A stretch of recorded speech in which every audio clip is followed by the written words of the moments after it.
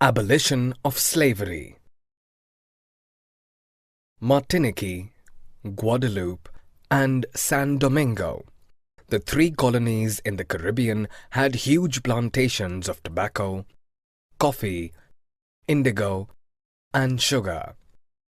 But the Europeans were not willing to work in distant and unfamiliar lands.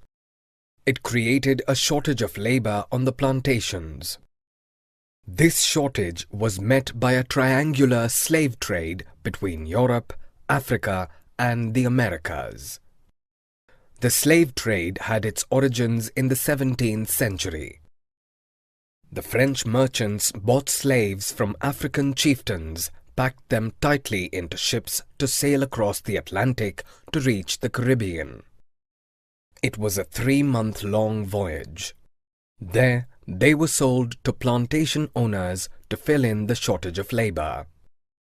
Port cities like Bordeaux and Nantes prospered due to the exploitive slave trade.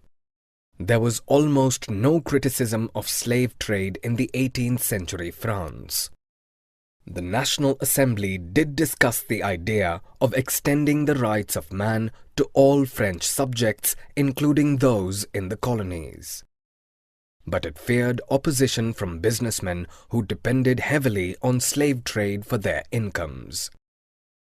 In 1794, the Convention, then under the control of Jacobin, abolished slavery.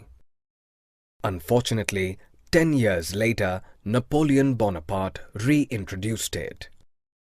Slavery was finally abolished in all French colonies in 1848.